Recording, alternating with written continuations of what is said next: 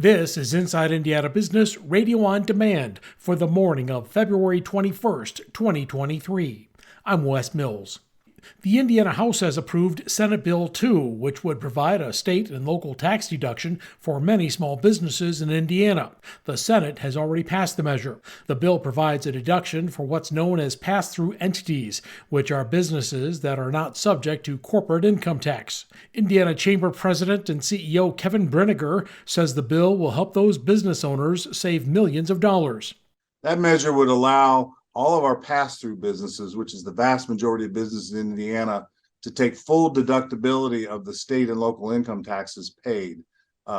Currently, that's capped at $10,000. This bill creates a workaround to allow full deductibility and would save our small businesses north of $100 million in federal tax liability.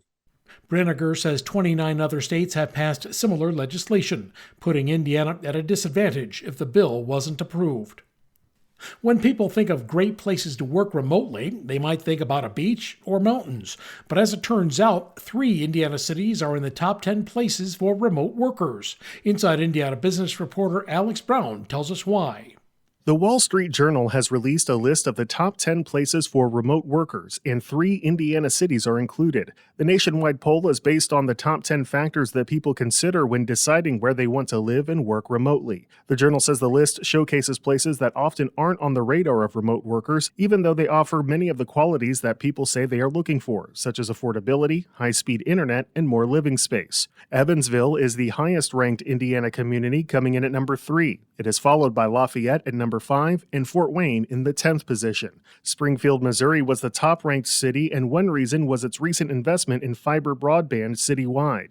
In the Wall Street Journal's weighted metrics, internet speed accounted for 30% of the total score, followed by housing prices at 20%. Lafayette was also recently named the top-ranked emerging housing market by the Wall Street Journal and Realtor.com in their Housing Market Index. Alex Brown, Inside Indiana Business Radio.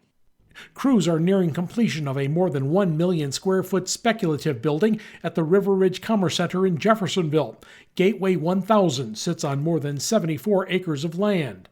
The project is being developed by Van Trust Real Estate. The real estate firm previously completed 2 other buildings at River Ridge, totaling nearly 1.3 million square feet.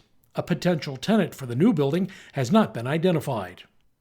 From the number one source for Indiana business news, this is Inside Indiana Business, Radio on Demand.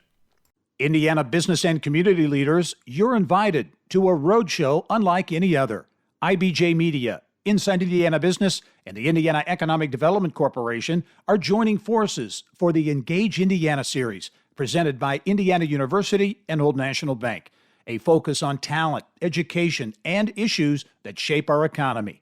7 regional events, 1 shared purpose, advancing the future of Indiana. Discover more at ibj.com/engage.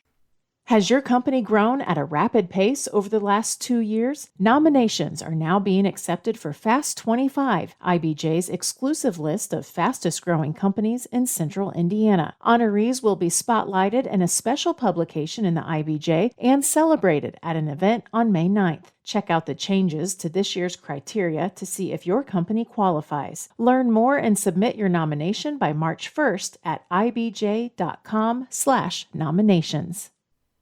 Warsaw-based ExcelLinks, a business accelerator that supports the orthopedics startup community, has appointed Mark Schindel to lead the general operations. He succeeds David Anderson, who founded and launched ExcelLinks in 2017. Schindel has been with the organization for 2 years and previously worked at Roche, Biomet, and Zimmer. Mishawaka-based Franciscan Health has opened a new center in Crown Point, offering a variety of women health services, including deliveries performed by midwives. The Franciscan Physician Network Center for Midwifery features maternity services and wellness exams. The center is staffed by 4 certified nurse midwives. Fort Wayne-based Indiana-Michigan Power is awarding more than $125,000 in grants to 11 organizations and communities to help spur job growth and boost boost economic activity. I&M says its property development grants help identify and prepare properties for future business and industrial uses, while its initiatives grants support economic development organizations as they launch new programs to highlight their communities and attract new business and expansion. I'm Wes Mills, Inside Indiana Business, Radio on Demand.